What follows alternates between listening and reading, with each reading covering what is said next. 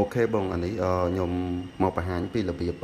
យើងឈូស Windows 10ម្ដងអញ្ចឹងអានេះម៉ាស៊ីនខ្ញុំបិទណាអញ្ចឹងករណីម៉ាស៊ីនដែលបងឈូស Windows បើសិនជាម៉ាស៊ីនយើងការពារខ្លាចម៉ាស៊ីនយើងមានមេរោគយើងបិទម៉ាស៊ីនសិនចាំយើងដោត flash ចូលហ្នឹង flash ខ្ញុំដោតចូលអញ្ចឹងអាហ្នឹង flash Windows 10អីអញ្ចឹងយើងបិទម៉ាស៊ីនសិនដើម្បីកុំឲ្យករណីយើងដោត flash ទៅវាឆ្លងមេរោគចូល flash បងអញ្ចឹង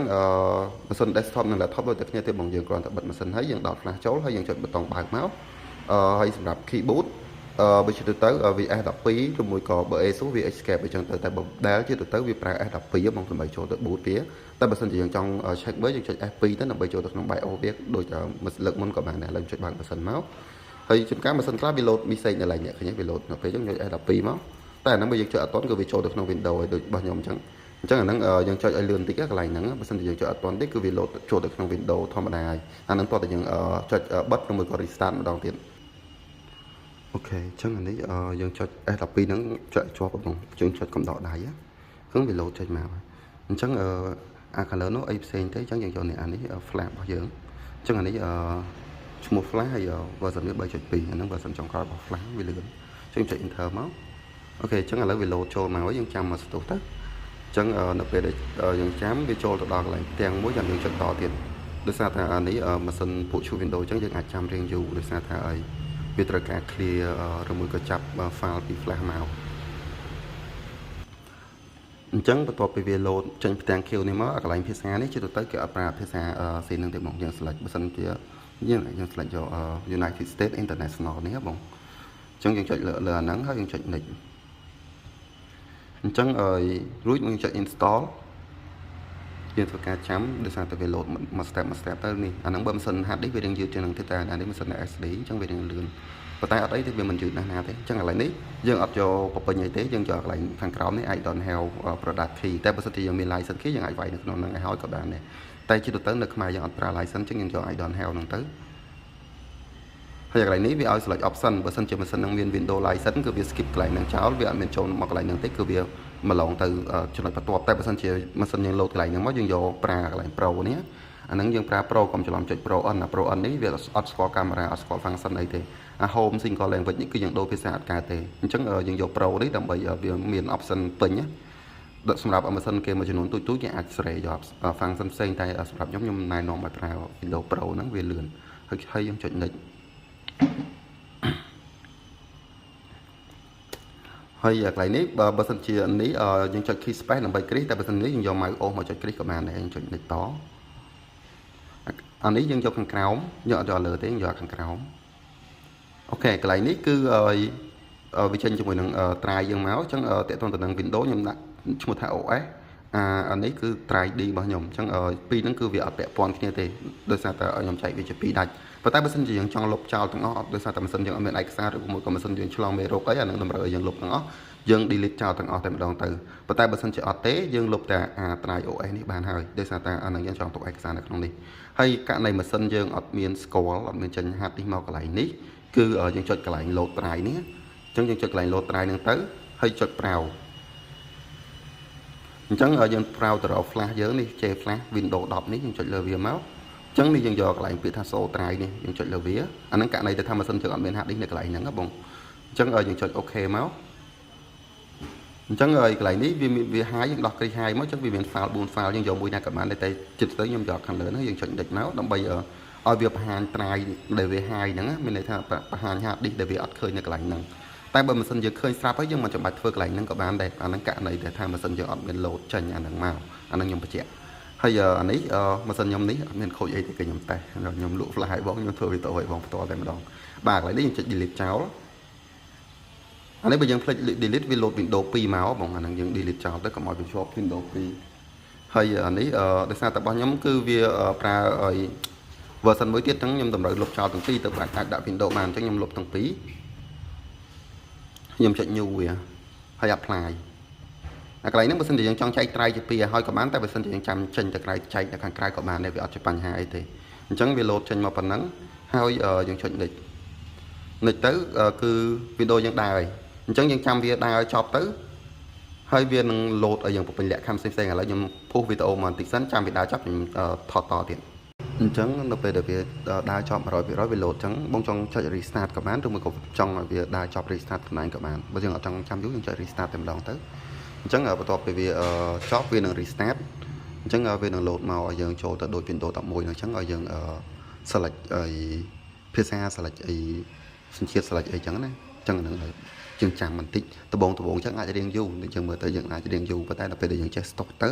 តែតើតើការឈូសហ្នឹងដូចទៅមក flat ទេដល់ពេលដែលយើង stop ណាអញ្ចឹងដបងយើងអាចចុចទៅអាចរៀងប្រហែលអាចរៀងធូរញ៉ៃដែរតែអញ្ចឹងបន្ទាប់ពីវាដើរចប់ 100% ហើយយើងទុកវាចោលឲ្យវា restart ចុះឡើងខ្លួនឯង 3-4 ដងមកអញ្ចឹងវាលោតចេញផ្ទាំងនេះមកអញ្ចឹងអានេះដូចទៅនឹង Windows 11ដែរទេបងអានេះគឺ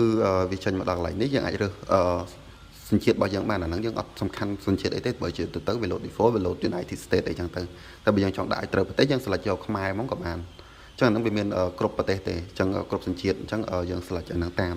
អ្វីដែលយើង select ទៅវាអត់ជាបញ្ហាអីទេអាហ្នឹងវាអត់សំខាន់អីទេដោយសារតែអាហ្នឹងគ្រាន់តែ goal វាលោតត្រូវម៉ោងត្រូវអីទេអញ្ចឹងខ្ញុំយក Cambodia ហ្នឹងមកអូខេយើងចុច next អញ្ចឹងអាហ្នឹងវាស្តៀងទៅនឹង Windows 11ដែរទេប៉ុន្តែបញ្ជាក់បងអាកន្លែងខ្ញុំproof វីដេអូមិញហ្នឹងវារៀងយូរដែរវា load restart ចុះឡើងតែអាហ្នឹងយើងអត់ចាំបាច់ចុចអីទេយើងចុចឲ្យវាដើរចុះខ្លួនឯងរហូតដល់ចេញផ្ទាំងខៀវដូចខ្ញុំមកចាំយើងចុចអូខេកន្លែងនេះគឺវាសួរ keyboard ដូចគ្នាបង keyboard វាមាន2ជម្រើសបងយក international នេះក៏បានបងយក US ក៏បានតែចិត្តទៅគឺប្រើ US វាស្រួលជាង international ហ៎បងអញ្ចឹងខ្ញុំយក US នេះហ្មងទៅហើយកន្លែងនេះគឺវាឲ្យ add key អញ្ចឹងអាហ្នឹងបើសិនជាយើងត្រូវការវាយខ្មែរដែរឬមួយក៏ចិនដែរយើង add key ខ្មែរឬមួយក៏ key ចិនឲ្យបន្ថែមមកចឹងអានេះខ្ញុំអាចទៅរក key ខ្មែរតែពេលដោយសារតែខ្ញុំចំណាំដៃខ្ញុំអូសរៀងលឿនតិចទៅ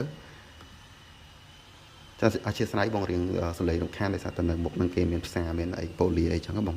ចឹងអានេះគឺយើងយកខ្មែរ Cambodia ហ្នឹងមកហើយយើងចុចលើវាយើងចុចនិចមកឬយើងចុច key enter ក៏បានដែរកន្លែងនេះគឺយើងអត់យកខ្មែរធម្មតាទេគឺយើងយកខ្មែរណៃដាដោយសារតែខ្មែរធម្មតាគឺវាដាក់ជើងនៅ space ខ្មែរណៃដាគឺវាដាក់ជើងនៅអក្សរ J អញ្ចឹងវាខុសគ្នាតែប៉ុណ្្នឹងទេហើយខ្ញុំ add layout មកអូខេយើងធ្វើការចាំអញ្ចឹងអានេះគឺវាសួរយើង connect internet អត់តែបើសិនជាយើង connect គឺវាសួរញ៉ៃញ៉ៃអញ្ចឹងយើងកុំ connect អីដោយសារតែ connect វាឲ្យsign in sign វាទា license ទាអីញ៉ៃញ៉ៃអញ្ចឹងខ្ញុំយកថា I don't have internet នេះមកអញ្ចឹងអានេះវា slot កាតវាលឿនណាអញ្ចឹងយើងចុច I don't have មកវាឲ្យយើង set up offline ហីអញ្ចឹងបើសិនជាយើងចុច connect វាឲ្យអ្នកវាទា set up អីញ៉ៃញ៉ៃអញ្ចឹងយើងមិនបាច់ connect ទេអូខេដោយសារតែយើង connect ទៅវាទាយើង download ដល់អីទៀតណាអញ្ចឹងអានេះខ្ញុំចុចដាក់ឈ្មោះអានេះយើងឈ្មោះយើងអាចដាក់ឈ្មោះក្រុមហ៊ុនយើងក៏បានដាក់ឈ្មោះខ្លួនឯងក៏បានដាក់ឈ្មោះអីក៏បានដែរអត់សំខាន់ទេអាហ្នឹងអូខេខ្ញុំដាក់ admin អញ្ចឹងទៅហើយចុច next មកកន្លែង password នេះយើងមិនបាច់ដាក់ទេបងយើងដាក់ទៅយើងពិបាក restart អីចុចវាយចុះឡើងច្រើនដងចាំយើង set up ចប់ចាំយើងដាក់ក៏បានដែរយើងចុច next តែម្ដងមកអូខេកន្លែងនេះគឺតើតើទៅនឹង function មួយចំនួនបើសិនជាយើងអត់ចង់ឲ្យគេ track ឬមួយក៏មិនសិនយើងទូចទេយើងបិទវាចោលក៏បានយើងបើកក៏អត់ជាបញ្ហាអីដែរតែគាត់ថាម៉ាស៊ីនខ្លះយើងអាចរៀង slow តែបើសិនជាយើងបិទចោលក៏វាល្អដែរអញ្ចឹងអានេះតើតើនឹង function មួយចំនួនគឺដោយសារតែម៉ាស៊ីនខ្ញុំទូចដែរអញ្ចឹងខ្ញុំបិទវាចោលតែបើសិនជាយើងអត់បិទក៏អត់ជាបញ្ហាអីដែរកន្លែងហ្នឹងណាអូខេហើយចុច accept មកតើតើនឹងម៉ាស៊ីនធំយើងអត់ចាំបាច់បិទទេដោយសារតែ function ហ្នឹងវាអត់ប៉ះពាល់អីទេគាត់ថាបើម៉ាស៊ីនទូចវាធ្វើឲ្យម៉ាស៊ីនយើងរៀង slow ដោយសារតែហ្នឹងវា run នៅ background ច្រើនណាបងហ្នឹងឲ្យអត់ទោសបងសលេងរៀងរំខានដោយសារតែខ្ញុំនៅចិត្តផ្លូវបងដល់ពេលអញ្ចឹងបើសិនជាចាំយប់ឲ្យខ្លាចខាតផ្ញើទៅបងអត់តថ្ងៃហ្នឹងអញ្ចឹងខ្ញុំថតឲ្យបងឲ្យហើយថ្ងៃហ្នឹងទៅម្ដងដោយសារតែអានេះបងទិញភ្លាមខ្ញុំថតឲ្យភ្លាមជិតទៅ Windows 11ខ្ញុំធ្វើហើយខ្ញុំផ្ញើដាក់ក្នុង YouTube ហ្នឹងអានឹង Windows 11តែនេះ Windows 10ខ្ញុំធ្វើថ្មីម្ដងទៀតតែវាអត់ខុសគ្នាអីច្រើនទេបងវាស្តៀងតែគ្នាទេអាហ្នឹងដំបូងយើងអាចរៀងពិបាកតែដល់ពេលយើងធ្វើយូរ3-4 ដងទៅវាស្មឲ្យបងអាហ្នឹងអូខេបងអាកន្លែងនេះដូចជាអត់មានអីច្រើនទេវាគ្រាន់តែ load ចុះឡើងវា load ចូលទៅក្នុង Windows ឥឡូវខ្ញុំពុះ video បន្តិចសិនហើយចាំខ្ញុំបង្ហាញ video របៀប update driver ដើម្បីបំពេញអូខេបងបន្ទាប់ពីវា load function driver ដើរចុះឡើងបានជុំមកអាហ្នឹងយើងអត់ចាំបាច់ចុចអីទេបងយើងទុកវាចោលទៅវា load ចេញមក Windows យើងបាន Windows 11ថ្មីស្លាអញ្ចឹងយើងចង់ check មើលថាវាខ្វះ driver អីខ្លះអ្នកទាំងគ្នាបង right click លើនេះមកright click លើហ្នឹងហើយបងយកពាក្យថា device manager អាហ្នឹងតើតើយើងឆែក driver របស់ម៉ាស៊ីនណាអញ្ចឹងសម្រាប់ម៉ាស៊ីនមកថ្មីឃើញទេវាខ្វះជាមួយនឹង driver មួយចំនួន driver VGA ដាច់តែតើ driver មួយចំនួនបើសិនជាយើងអត់តឡើងវាទេមានន័យថាម៉ាស៊ីនហ្នឹងវាថាអត់សូវស្រួលអញ្ចឹងបើជិះទៅបើសិនជាយើងមានអ៊ីនធឺណិតយើងគិតថាវា update តាមអ៊ីនធឺណិតខ្លួនឯងក៏បានប៉ុន្តែជួនកាលពេលខ្លះវាអត់ update អត់ពេញទេដោយសារតែវាយើងបញ្ញាប់យើងទុកអញ្ចឹងវាយូរវាខាតពេលអញ្ចឹងយើងចូលមកក្នុង flash យើងដែលវិញមកហើយយកពាក្យថា driver នេះអញ្ចឹងអា driver ហ្នឹងមកចុចលើវាមកហើយបងយកអាក្រោមគេបងចុចអាក្រោមគេមកអូខេ បងចុចវាពីរដងដូចយើងចុចធម្មតាដូចយើងចុចបើក app មកដោយសារតែនេះរបស់ខ្ញុំអត់ទាន់ត្រូវ driver អញ្ចឹងវារៀងចុចពិបាកបន្តិចបងអញ្ចឹងយើងចុចមកអញ្ចឹងវា load ចេញមកនេះអញ្ចឹងនេះវា load ចេញ driver ដែលយើងខ្វះចេញមកអញ្ចឹង driver ហ្នឹងបងអត់ចង់គ្រីសមួយក៏បានបងគ្រីសបង select all នេះក៏បានដែរបងអញ្ចឹងអត់បញ្ហាទេបងចុច select មកហើយចុច install មកអញ្ចឹងអានេះវារៀងចាំយូរអញ្ចឹងអាហ្នឹងពេលបង install វាដើរចប់ទាំងអស់ហើយបងចុច restart មកហើយតែតនឹង driver នេះមានអ្នកខ្លះដែរខ្លះអត់ក៏វាអត់បញ្ហាអីដែរដោយសារតែខ្លះវា load ជាន់គ្នាពីរដងអញ្ចឹងយើងទុកវាតាមតម្រូវទៅបើសិនជាវា load មកថា driver ខ្លះតឡើងអត់កើតយើងចុចខ្វែងវាទៅយើងតឡើងតែអាណាតឡើងកើតមកក៏ត្រូវដែរវាអត់បញ្ហាអីទេដោយសារតែ driver ខ្លះវាជាន់គ្នាបងអញ្ចឹងយើងចាំឲ្យវាដើរចប់មកហើយយើង restart ម៉ាស៊ីនមួយទៅគឺម៉ាស៊ីនហ្នឹងគឺយើងអាចប្រើបានហើយអញ្ចឹងករណីដែលយើងពងតឡើងអញ្ចឹងយើងគិតថាយើងតនេយើងអត់ចង់ទុកពេលចោលយើងចង់តឡើង Telegram មួយទៀតមកចេញមកក្រោយវិញមកនេះ General Software នេះនៅក្នុង General Software ហ្នឹងវាមាន software មួយចំនួនដែលគេត្រូវការប្រើដែរវាមានតកតងទៅនឹង font អីមួយចំនួនដែរប៉ុន្តែដូចបងប្រាប់ខ្ញុំអញ្ចឹងបងត្រូវការតឡើងតាម Telegram អញ្ចឹងយើងចុចតឡើង Telegram មកយើងចុចមក Telegram ហ្នឹងតែបើសិនជា Telegram ហ្នឹងយើងអត់ចង់តឡើងអា version ហ្នឹងវារៀងចាស់ចឹងអាចចូលទៅក្នុង browser យើងវាយពាក្យថា Telegram for desktop ក៏បានដែរយើង download វាមកហើយយើងតឡើងដូចខ្ញុំចុចតឡើងហ្នឹងមកជាមួយខ្ញុំចុចតឡើងហ្នឹងមួយឲ្យបងមើល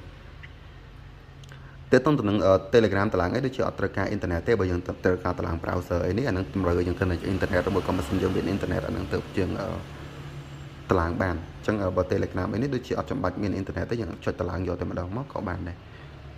អូខេវា load ចេញចឹងមកវា load អង់គ្លេសយើងចុចអូខេអានឹងអត់ប្រមាថទេបងយើងចុច next អាកន្លែងនេះវាគ្រាន់តែគ្រីសអានឹងបើយើងដោះគ្រីសវាអត់មាន icon នៅលើ desktop តែយើងគ្រីសមកយើងមិនដោះទេ next ទៀតមក install មកអញ្ចឹងពេលដែលវាដើរចប់យើងបាន Telegram មួយនៅលើ desktop ប្រើហើយអញ្ចឹងតើតន់តែយើង update driver នេះចប់យើងអាចតឡើងកម្មវិធីបាន 2-3 អានឹងករណីបើសិនជាយើងឈ្មោះឲ្យគេយកលុយយើងអត់ចង់ខាតពេលយើងធ្វើលឿនករណីគេនៅចាំអីចឹងយើងupdate អានឹងចោលទៅហើយយើងតឡើងកម្មវិធីចោលមកហើយតើតន់តែនឹងវីដេអូតឡើងកម្មវិធីផ្សេងៗទៀតអានឹងខ្ញុំនឹងចេញនៅពេលក្រោយទៀតឥឡូវខ្ញុំធ្វើតែប៉ុណ្្នឹងសិនហើយបងអាចតាមដាន channel របស់ខ្ញុំទៅអាចតាមដាននៅក្នុងក្រុមដែលខ្ញុំ add បងចូលហ្នឹងទៅហើយបងមើលតាមហ្នឹងទៅមួយខ្ញុំនឹងធ្វើតអស់កម្មវិធីទាំងអស់ហ្នឹងហើយនៅមានកម្មវិធីផ្សេងៗទៀតខ្ញុំនឹងធ្វើបន្ថែមទៀតតែជិតទៅកម្មវិធីដែលគេប្រើដែល set up យកលុយ$5 $5ពី view ហ្នឹងគឺតឡើងតែប៉ុណ្្នឹងទេអាហ្នឹងទូទៅអូខេឥឡូវនេះ Telegram យើងបាន Telegram មកយើងចុចបើក Telegram មកហើយយើង sign in ចូលប្រើបានធម្មតាអត់បញ្ហានេះអានេះ driver របស់ខ្ញុំនេះ Telegram អញ្ចឹងយើង sign in ប្រើបានហើយអានេះ driver ដែលយើង update មិញហ្នឹងអញ្ចឹងពេលដែលវាដើរចប់យើង restart វាមកគឺយើងបានម៉ាស៊ីនមួយដែលមាន full option ដែលយើងអាចប្រើបានទូទៅអញ្ចឹងអត់ពិបាកទេអានេះងាយស្រួលតែបើសិនជាករណីដែលយើងupdate driver នេះអត់ជោគជ័យយើងអាចទៅរក download driver ពីក្នុង Google បានដោយ driver ហ្នឹងភាគច្រើនយើង search ទៅនឹង model ដែលត្រូវជាមួយនឹងម៉ាស៊ីនយើងវាយ model ម៉ាស៊ីនយើងទៅហើយយកជាមួយនឹងពាក្យថា driver យើងអាច download បានអូខេតែតើនឹងវីដេអូមានតែប៉ុណ្្នឹងទេជាមួយខ្ញុំ restart ហើយខ្ញុំមកតេស្ត driver ឲ្យបងមើលម្ដងទៀតអានេះបើសិនជាបងចង់តឡើងជាមួយនឹង browser អីផ្សេងបងតឡើងមាននៅក្នុង flash នឹងស្រាប់ក៏បានបងចូលដល់ហ្នឹងបញ្ជាក់បងតើមានអ៊ីនធឺណិតដោយសារតែបើអត់អ៊ីនធឺណិតតឡើងវាអត់ទៅទេអញ្ចឹង browser នេះខ្ញុំដាក់នៅហ្នឹង Chrome setup នេះអញ្ចឹងទៅទៅនឹង browser Chrome ដែលយើងប្រើទូទៅហ្នឹងអញ្ចឹងយើងចុចបើកវាមកហើយយើងចាំវាបន្តិចប៉ុន្តែអាហ្នឹងតើមានអ៊ីនធឺណិតបានតឡើងវាកើតដោយសារតែវាត្រូវការ download មកបន្ថែមអញ្ចឹងឲ្យយើងចុចឲ្យចុច yes មកអញ្ចឹងឲ្យវាដើរមកអញ្ចឹងពេលដែលវាដើរចប់គឺយើងអាចប្រើជាមួយនឹង browser Chrome នឹងបានអញ្ចឹងករណីដែលនេះខ្ញុំ update driver មិញដើរចប់ហើយខ្ញុំ restart ម៉ាស៊ីនមកឃើញបងវានៅសល់តែមួយអញ្ចឹងអានេះករណីបើសិនជាបងចង់ update តាមវិធីសាស្ត្រមួយទៀតអានឹងតម្រូវឲ្យមានអ៊ីនធឺណិតទេបងយើងក៏តែជាមួយនឹងអ៊ីនធឺណិតយើងតែคลิกលើវាមកយកកន្លែង search នេះហើយបងយក Windows update នេះអញ្ចឹងមកដល់កន្លែងនេះគឺយើងឲ្យកន្លែងនេះវាដាក់វាថាបើម៉ាស៊ីនយើងឡើងទៅ Windows 11បានគឺវា load ឲ្យយើងឡើងទៅ Windows 11ប៉ុន្តែបើសិនជាយើងអត់ចង់ទេយើងខ្វែងវាចោលមកហើយយើង check update មកហើយកន្លែង advanced option នេះបងចូលមកកន្លែងនេះបងបើកវាទាំងអស់មកដើម្បីអីដើម្បីឲ្យម៉ាស៊ីនរបស់យើងវាdownload update មកបានពីគ្រប់កន្លែងបើសិនជាយើងអត់ចូលមកកន្លែងហ្នឹងទេវា update អត់បានទេអញ្ចឹងយើងចូលមកកន្លែងហ្នឹងដើម្បី update ប៉ុន្តែជាទូទៅសម្រាប់តែខ្ញុំ driver ដែលខ្ញុំដាក់ទៅហ្នឹងគឺវាត្រូវសឹងថាទាំងអស់ហើយវាអត់ដែលមានបញ្ហានៅខ្វះអីចឹងទេតែបើសិនជាករណីនៅខ្វះបងធ្វើដូចខ្ញុំអញ្ចឹងទៅគឺ ឲ្យវាអាប់ដេតចឹងមកគឺម៉ាស៊ីនរបស់យើងហើយយើងប្រើធម្មតាទៅក៏បានដែរអត់បញ្ហាអីទេនេះឃើញវាអាប់ដេតមកអញ្ចឹងនេះអា driver ដែលនៅសល់មិញហ្នឹងគឺវាអាប់ដេតមកជាមួយគេជាមួយឯងហ្នឹងអញ្ចឹងយើងទុកឲ្យវាអាប់ដេតចោលទៅហើយយើងប្រើការវាធម្មតាទៅនៅពេលដែលដបងឈប់ប្រើការបងចុច restart ម៉ាស៊ីនមួយឡើងទៅគឺម៉ាស៊ីនរបស់យើងគឺ 100% ហើយហ្មងអញ្ចឹងមានតែប៉ុណ្្នឹងទេបងតើតទៅនឹងវីដេអូតើតទៅនឹងចង្អុលផ្សេងៗបងអាច comment សួរឬមួយក៏ឆាតមកសួរខ្ញុំបានដោយផ្ទាល់អរគុណច្រើន